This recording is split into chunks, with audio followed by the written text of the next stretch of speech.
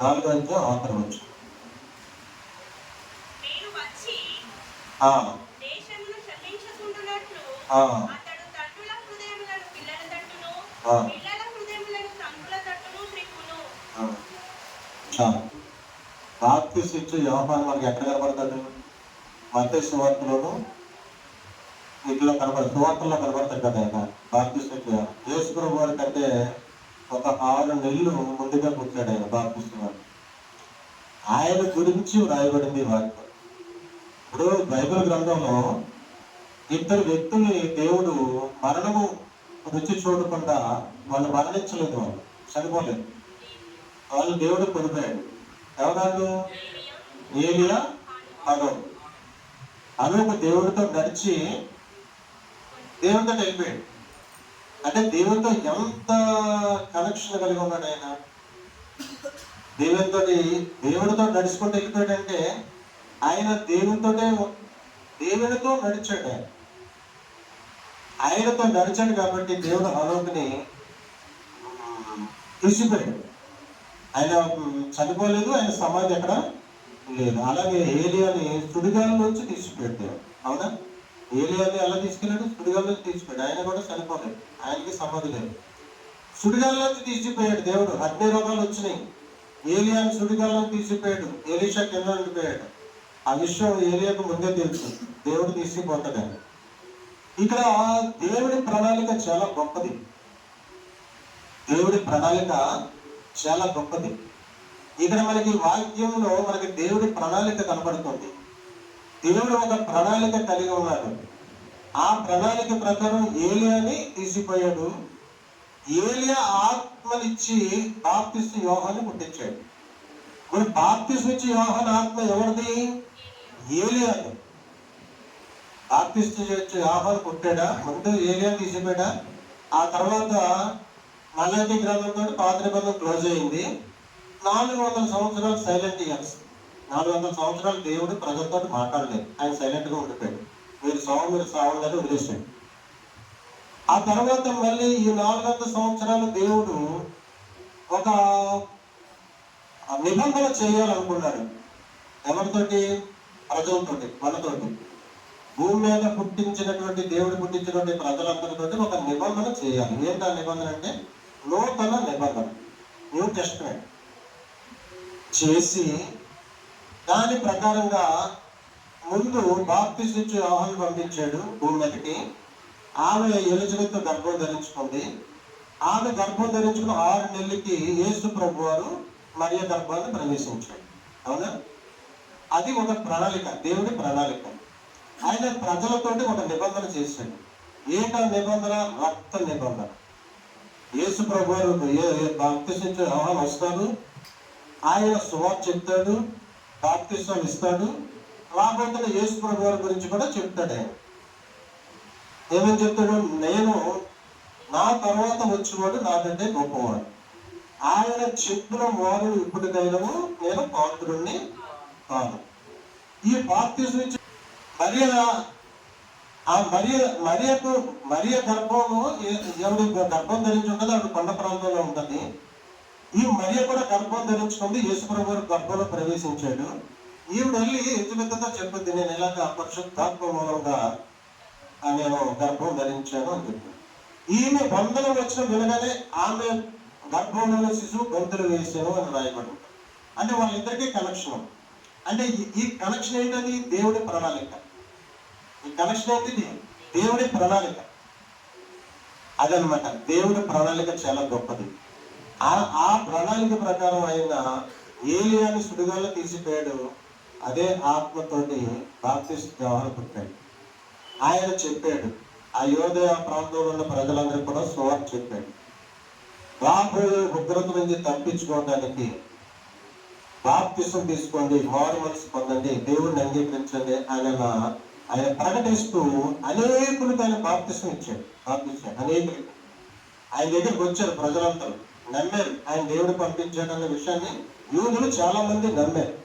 ఎవరు నమ్మలేదంటే శాస్త్రులు, పరిసయ్యులు, సద్దుకైలు అన్న వాళ్ళు నమ్మలేదు. చాలా మంది యూదులు నమ్మారు, ఆయన దగ్గర బాప్తిసం తీసుకున్నారు, వాళ్ళు రక్షణ పొందుకున్నారు. వీళ్ళు వెళ్ళారు, నాకు బాప్తిస్మం ఇవ్వండి అని. సర్ప సంతానమా అన్నాడు వాళ్ళని. సర్ప సంతానమా, రాబోయే ఉగ్రత నుంచి తప్పించడానికి ఎవరు మిమ్మల్ని పంపారు అని అడిగాడు ఆయన. ఎందుకంటే వాళ్ళు సర్ప సంతానం, వాళ్ళ సైతాన సంబంధులు. వాళ్ళు వాళ్ళు రక్షణ పొందుకున్నప్పటికీ కూడా వాళ్ళు కరెక్ట్గా ఉండరు. వాళ్ళ మనస్సు బాగోలేదు, వాళ్ళ ఉద్దేశాలు బాగోలేదు. అది అందుకని సర్ప సంతానం అన్నాడు. అందుకే కొంతమంది చర్చకు వస్తారు, మనసు బాగోదు, బాప్తిసం తీసుకున్నా రక్షణ పొందుకున్నా వాళ్ళు పాత జీవితాన్ని వదిలిపెట్టరు, పాపాన్ని విడిచిపెట్టరు, అబద్ధాలు ఆడటం మానరు, మోసం చేయటం మానరు. ఇలా ఉన్న వాళ్ళకి రక్షణ తీసుకున్నా ఏమైనా ప్రయోజనం ఉంటుందా? బాప్తిసం తీసుకున్నా ఏమైనా ప్రయోజనం ఉంటుందా? ఉండదు వాళ్ళకి. ఎందుకంటే మనం కరెక్ట్గా ఉంటేనే ప్రయోజనం, కరెక్ట్గా లేకపోతే ప్రయోజనం ఉంటుంది. ఇప్పుడు కరెక్ట్గా లేకుండా, యథార్థత లేకుండా, అబద్ధం ఆడుతూ మోసం చేస్తూ మనం ఎంత ప్రార్థన చేసినా ప్రయోజనం ఉండదు. ఎందుకంటే ప్రార్థన దేవుని సన్నిధికి వెళ్ళదు, ఆయన దానికి సమాధానం రాదు. అందుకని అంటారు వీళ్ళు మాకు కష్టాలు కష్టాలు కష్టాలు అంటే నమ్మకం. యథార్థం ఉంటే మీకు దేవుడు సాయం చేస్తాడు, కష్టాలు ఉంటాడు. యథార్థతను కోల్పోతే ఏమవుతుంది? దేవుడు అంటే అని వదిలేస్తాడు. దేవుడు ఏమన్నాడు? వెచ్చగానే ఉండు, నువ్వు చల్లగానే ఉండు, నువ్వు వెచ్చగా మాత్రం ఉండదని చెప్పాడు. అంటే అయితే నువ్వు పరిశుద్ధుడిగానే ఉండు, లేదా లోకంలోనే ఉండు. నీ వల్ల కాకపోతే ఇంక కొత్త నువ్వు లోకంలోనే పో, అక్కడే ఏడు. లేదు ఇక్కడికి వచ్చావా, కరెక్ట్గా ఉంది. అనవసరంగా నాకు చెడ్డగా తీసుకురాకు, దేవుడు అవమానకరంగా ఉండదు అని దేవుడు చెప్పాడు. ఇది తెలియక ఎంతో మంది అలాగే చెప్తారులే, ఆయన ఏదో పంజాబ్ బాగుతాడు మైకట్టుకుని తర్వాత పంజాబ్ ఏదో అంటే పంట కింద కప్పలు ఉంటాయంట, కప్పలు పంట కింద కప్పలు. అవి ఈ బట్టలకి వెళ్ళి అట్లా బాగుతున్నప్పుడు అవి అనుకుంటాయంట. ఆయన అలాగే బాగుతాడు, పంజాబ్ బాగుతున్న బతుకుని అడిగిపోతాడు అనుకుంటాయంట. అంటే ఆ బాధ్యం సేపు వీళ్ళు కొంచెం డిస్టర్బెన్స్గానే ఉంటుంది. ఇంకేనా బాగుతాడు కదా, అప్పుడు అనుకుంటాయంట ఆయన అలాగే బాగుతాడు, తర్వాత వెళ్ళిపోతాడు కదా, ఏంటో ఉంటాడు మన దగ్గర ఉండేవాడు. అలాగే కొంచెం బాదుకుంటాడు, పోతాడు. అలాగే పాస్ గారు కూడా కొంచెం మాట్లాడి చెప్తాడు, తర్వాత ఆయన ఇంటికి వెళ్ళిపోతాడు. అందుకేనంట పంట కింద కప్పులు అని అంటారు. అంటే పంట కింద కప్పులు లాంటి స్వభావం మనకు ఉండకూడదు. వాక్యాన్ని ఎక్కడైనా సరే, ఈరోజు వాక్యం యూట్యూబ్లో వాక్యం ఉంటున్నారు, పెద్ద పెద్ద దైవాలు చెప్పే వాక్యం ఉంటున్నారు. ఇవాళ పాస్టర్గా చెప్పే వాక్యం చెప్పేదానికంటే ఇవాళ విశ్వాసులకే తెలియకపోతుంది. ఎందుకంటే 4 రకాలుగా వింటున్నారు. అయితే మీరు ఎన్ని చోట్ల వాక్యం విన్నా, ఎంతమంది ప్రసంగాలు విన్నా, ఎంత బాగా ప్రార్థన చేసినా, ఎంత బాగా పాటలు పాడినా, యథార్థత అనేది చాలా ఇంపార్టెంట్ దేవుడి దృష్టిలో. ఎవరైతే యథార్థంగా ఉంటారో వాళ్ళకి మేలు చేస్తారు దేవుడు, కీడు నుండి తప్పిస్తారు. ఇప్పుడు 103వ కీర్తనలో కొన్ని వచనాలు ఉన్నాయి. అతడు నిన్ను ప్రేమించుచున్నాడు కనుక నేను అతను తప్పించను, అతడు నా నామం నెరిగిన వాడు కనుక నేను అతను గనపరచను, శ్రమలలో నేను అతను తోడయ్యుందును అతను విడిపించి గొప్ప చేశాను, నా రక్షణ ఆనందం అతనికి చూపించగలను అంటే. ఎవరైతే దేవుణ్ణి ప్రేమించి యథార్థంగా ఉంటారో, దేవుడు చూస్తూ ఉంటాడు, మన మాటలు వింటూ ఉంటాడు, మన ప్రార్థన ఆలకిస్తూ ఉంటాడు, మనం ఏం చేస్తున్నాం అనేది దేవుడు గమనిస్తాడని ఎవరైతే మనసులో ఉండి దేవుడి చేత భయభక్తులు కలిగి చాలా జాగ్రత్తగా ఉంటారో వాళ్ళకి ఆయన రక్షణ ఆనందం చూపిస్తాడు, వాళ్ళకి మేలు చేస్తాడు, శ్రమలోంచి విడిపిస్తాడు, వాళ్ళని గొప్ప చేస్తాడు, రక్షణ ఆనందం వాళ్ళకి చూపిస్తాడు దేవుడు. అది అనమాట. అందుకనే ఎంతో జాగ్రత్తగా ఉండవలసిన వాళ్ళను బాప్తిస్మం ఇచ్చి యోహాను పంపాడు దేవుడు. ఆయన సువార్త చెప్తున్నాడు. ఎంతమంది అంగీకరించారు? అంగీకరించిన వాళ్ళు 10 మంది అయితే అంగీకరించిన వాళ్ళు 90 మంది. ఈరోజు లోకం కూడా అదే పరిస్థితి. దేవుళ్ళకి వచ్చేవాళ్ళు 10 మంది ఉంటే 90 మంది లోకంలో ఉండిపోయారు. ఇప్పుడు లండన్ దేశం అంట చర్చిలన్నీ ఖాళీ అయిపోయినాయంట. లండన్ కూడా ఖాళీ అయిపోతుందంట, మరి ఎందుకో తెలియదు. ఆ సత్యనారాయణ ఎవరంటే పెద్ద సత్యం, ఎంతో అందంగా సుందరంగా ఉంటుంది సత్యం. కొన్ని కోట్ల రూపాయలు ఖర్చు పెట్టి కట్టాలటువంటి సత్యం. ఇద్దరు ముగ్గురు ఉంటారు, వాళ్ళు కూడా ముసలోళ్ళు. వాళ్ళు కూడా ముసలోళ్ళు ఉంటారు. యమనస్తులు ఎవరు కూడా మందిరంలో కనపడరు. యమన బిడ్డలు ఎవరు కూడా మందిరంలో కనపడరు. ఏంటంటే వాళ్ళ యొక్క మనస్సు పాపం వైపు, పాపాన్ని కోరుకుంటుంది, లోకాన్ని కోరుకుంటుంది. దేవుడు పరిశుద్ధంగా ఉందాము, దేవుడితో ఉందాము, చనిపోయిన తర్వాత దేవుడి దగ్గరికి వెళ్తాము, ఈ జీవితం మనకు ఇంపార్టెంట్ కాదు, ఈ లోక జీవితం మనకి ఇక్కడ మనం చనిపోయిన తర్వాత అప్పుడు మనిషి చనిపోతాడు, ఏదో రూపంలో చనిపోతాడు మనిషి. ప్రమాదవశాత్తు చనిపోవచ్చు, అనారోగ్యం చేసి చనిపోవచ్చు, తర్వాత సహజ మరణం పొందొచ్చు. ఏదో రకంగా మనిషి చనిపోయినప్పుడు ఏమవుతుందంటే ఈ బాడీ నుంచి ఆత్మ వేరు చేయబడతాడు. బాడీ అలా ఉండిపోతుంది, బాడీ ఇంకా పనిచేయదు, ఆ గుండె ఆగిపోతుంది. గుండె ఆగిపోయినప్పుడు ఆత్మ ఇంకా అందులో ఉండదు, లేచిపోతుంది పైకి. అలాగా ఆ లేచిపోయినప్పుడు ఆ ఆత్మకి ఒక దారి కావాలి, ప్రయాణం చేయడానికి ఒక మార్గం కావాలి. ఇప్పుడు మనము మోటార్ సైకిల్ మీద వెళ్తున్నాం, బయలుదేరుతాం, ఒక రోడ్డు ఉంటేనే కదా మనం వెళ్తాము. రోడ్డు లేదు, ఎటు రోడ్లు లేవు, ఇటు రోడ్డు లేదు, ఇటు రోడ్డు లేదు, ఇటు రోడ్డు లేదు. నువ్వు ఎలా వెళ్తావు? ఎలా ప్రయాణం చేయగలుగుతాం? ఎలా గమ్యస్థానం చేరుకుంటాం? దారులు కనపడవు. ఈ రక్షణ లేని ఆత్మ కూడా పరిస్థితి కూడా అదే. రక్షణ లేకుండా చనిపోయినటువంటి దారులు కనపడవు, ఎటాలలో అర్థం కాదు, ఎక్కడెక్కడ తిరుగుతూ ఉంటుంది. అది అంటారు చనిపోతే దేవుడి దగ్గరికి వెళ్ళిపోదు. దేవుడి దగ్గరికి చేరిపోతాయి. ఎందుకంటే దేవుడి కృపలో ఉన్నవాళ్ళు దేవుడి దగ్గరికి వెళ్ళిపోతాం. కొంతమందికి దారులు దొరకవు. ఈ ఆత్మ ప్రయాణం చేయడానికి మార్గంగానే యేసు ప్రభువు వచ్చాడు. అందుకే అంటాడు ఆయన, నేనే మార్గము, నేనే సత్యము, నేనే జీవం. ఆయన సత్య మార్గంలోకి నడిపించడానికి, జీవ మార్గంలోకి నడిపించడానికి, మన ఆత్మకు రక్షణ ఇవ్వడానికి దేవుడు వచ్చాడు. అప్పుడు ఆయన మార్గం కూడా ఆయన దగ్గరికి వెళ్ళిపోయినప్పుడు ఆ ఆత్మ ఒక గమ్యం మనం వెళ్ళిపోతాం. ఆ అమ్మాయి వచ్చేసామని ఎంతో సంతోషపడి మనం ఇక్కడి నుంచి దేవరం ప్రయాణం చేయాలి, లేదా అమలాపురం ప్రయాణం చేయాలి, లేదా ఢిల్లీ వెళ్ళాలి, ముంబై వెళ్ళాలి. అక్కడ మనం క్షేమంగా చేరుకున్న తర్వాత ఏమంటాం? అమ్మయ్య వచ్చాం అనుకుంటాం. ఈ మధ్యలో ఇప్పుడు ఇబ్బంది పడ్డాం అనుకోండి, ట్రైన్ ఆగిపోయావు, లేదా బస్సు ఆగిపోయావు, లేదా రూట్ కరెక్ట్ లేకో ఇంకా ఇబ్బందులు పడిపోయావు అనుకోండి, అప్పుడు మన పరిస్థితి ఏంటి ఒకసారి ఆలోచించు. అప్పుడు మన పరిస్థితి ఏంటి? ఏ కారణం చేతన్నా ట్రైన్ ఆగిపోతుంది, అప్పుడు మన పరిస్థితి ఏంటి? ఏ కారణం చేత అయినా మన ప్రయాణం సాధ్యంగా జరగదు. ఎందుకంటే ఈ రాత్రి నువ్వు బస్సు ఎక్కి తెల్లారి అక్కడ దిగిపోయి ఇంటికి వెళ్ళిపోతే నువ్వు హ్యాపీగా ఫీల్ అవుతావు. అక్కడికి వెళ్ళిన తర్వాత సగంగా స్నానం చేసి టిఫిన్ చేసుకుని అమ్మ అన్నయ్యని తమ్ముళ్ళని అమ్మని చూసుకుని సంతోషంగా ఉంటావు. నువ్వు మధ్యలో చిక్కడిపోతావు. నీ తల్లిని కలుసుకోగలవా? నీ తండ్రిని కలుసుకోగలవా? ఆ ట్రబుల్ పడతాడు అప్పుడు మనిషి. అదే ట్రబుల్ చనిపోయిన తర్వాత ఎవరికి వస్తుందంటే రక్షణ లేని వారికి వస్తుంది. రక్షణ లేని వారికి అదే ట్రబుల్ వస్తుంది. అందుకనే రక్షణ అనేది చాలా ఇంపార్టెంట్. ఆ రక్షణ గురించి వివరించి చెప్పడానికి ముందుగా దేవుడు బాప్తిస్మం యోహాను పంపించాడు. ఆ తర్వాత తన కుమారుడైన యేసు ప్రభువుని పంపించాడు. ఆయన గురించి ఏం చెప్పాడు? అది ఏలియా ఆత్మ. మళ్ళీ వస్తాడంట ఏలియా. ఇప్పుడు మళ్ళీ సెకండ్ కమింగ్ జీసస్ మళ్ళీ రెండోసారి దేవుడు రాబోతున్నాడు కదా. ఆ రాబోతున్న దానికి ముందుగా ఈ సంఘం ఎత్తబడిన తర్వాత విడవబడిన వాళ్ళు ఉంటారు కదా, వాళ్ళు బహుశ్రమలు కలుగుతూ ఉంటాయి. అప్పుడు ఏలియాను అనూకు వాళ్ళిద్దరూ వస్తారంట భూమి మీద. పర్యటన గ్రంథంలో రాయబడి ఉంటారు. ఏలియా అనూకు వాళ్ళిద్దరే కదా దేవుడు తీసిపోయిన మనుషులు. వాళ్ళిద్దరు మళ్ళీ వస్తారు, వాళ్ళు అద్భుతాలు చేస్తారు. వాళ్ళు వర్షం ఆగిపోతే వర్షం కురవుతారు,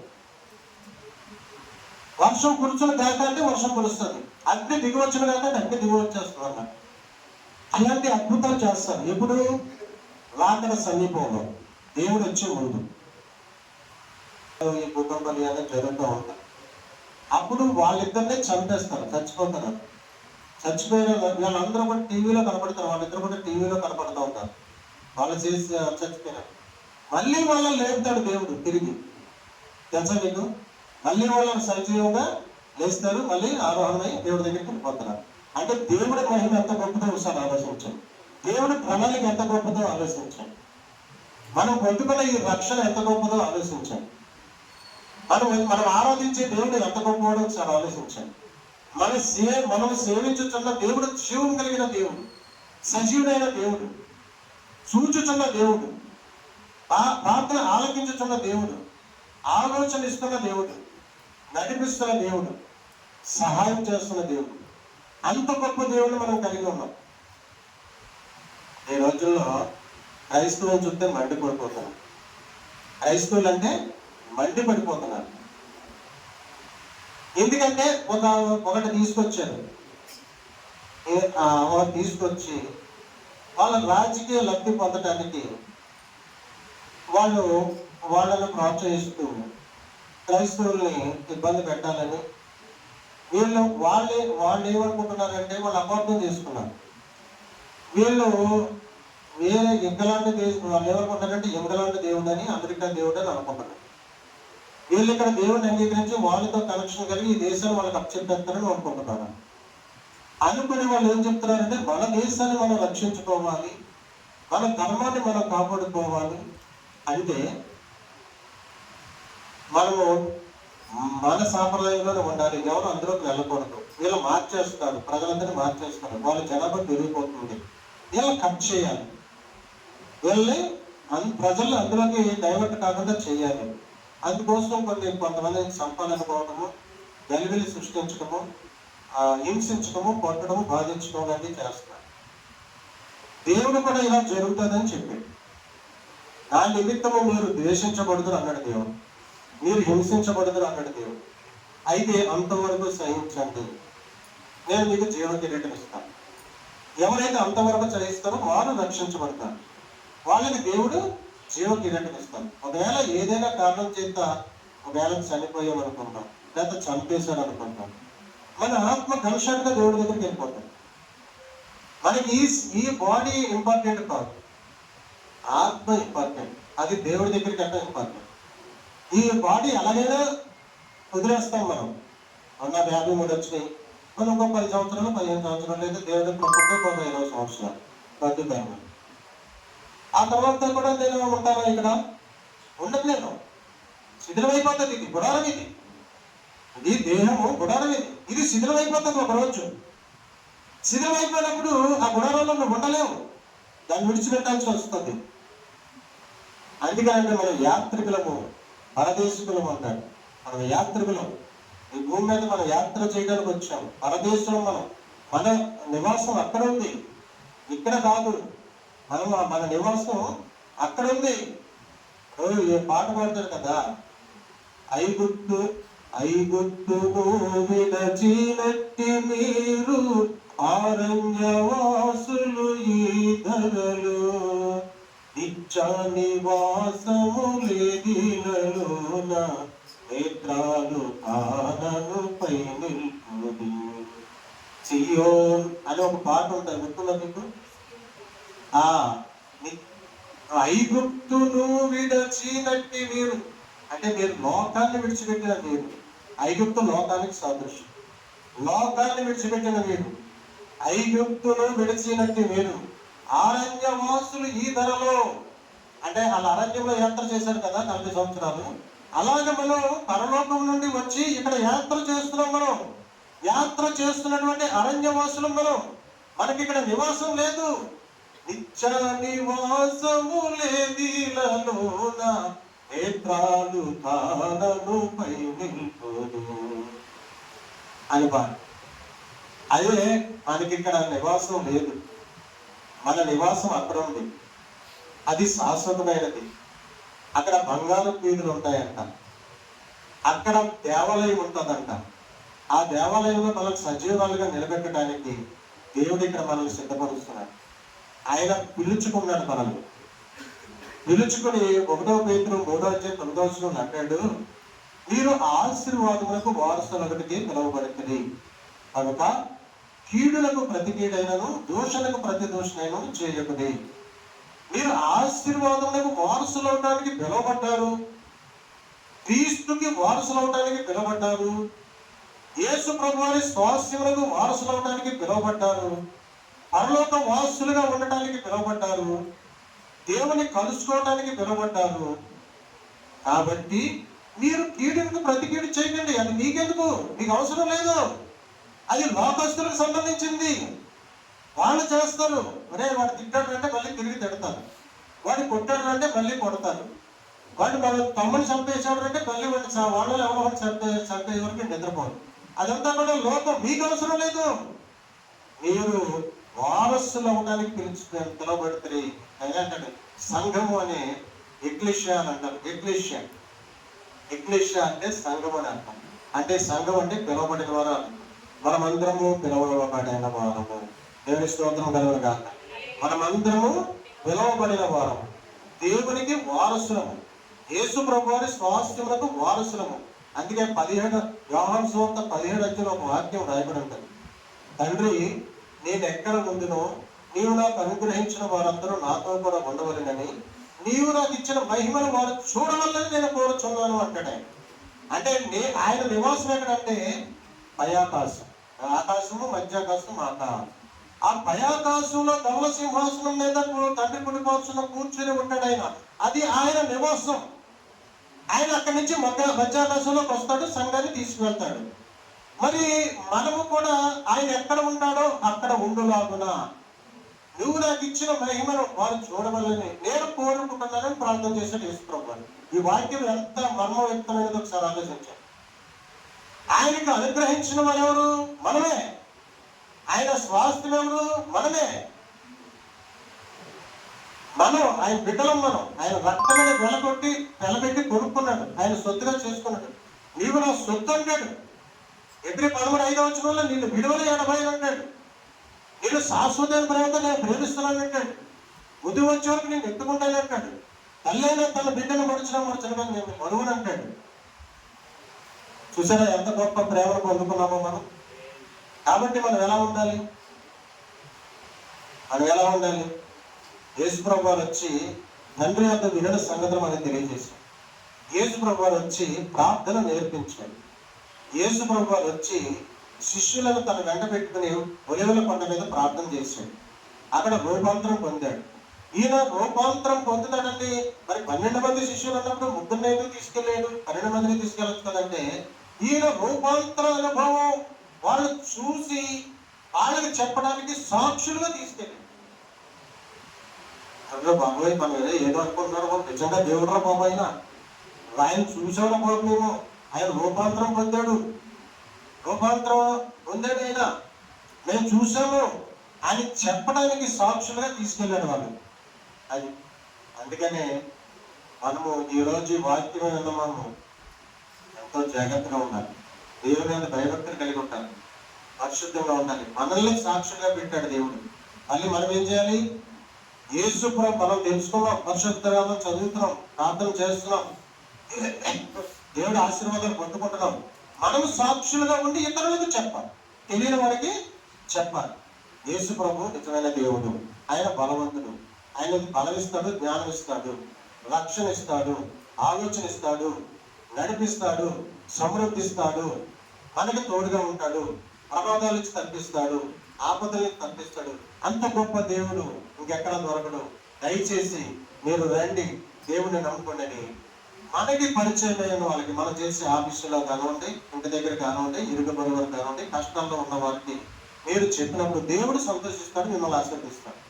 కష్టంలో ఒక కుటుంబం ఉంటుంది, ఆ కుటుంబాన్ని మీ సువార్త చెప్పి మీరు దేవుళ్ళకి నడిపించినప్పుడు దేవుడు సంతోషించి మిమ్మల్ని దీవిస్తాడు. దేవుని స్తోత్రం కలుగును గాక. అతి కృపలకు దేవుడు నడిపించిన గాక. 5 నిమిషాలు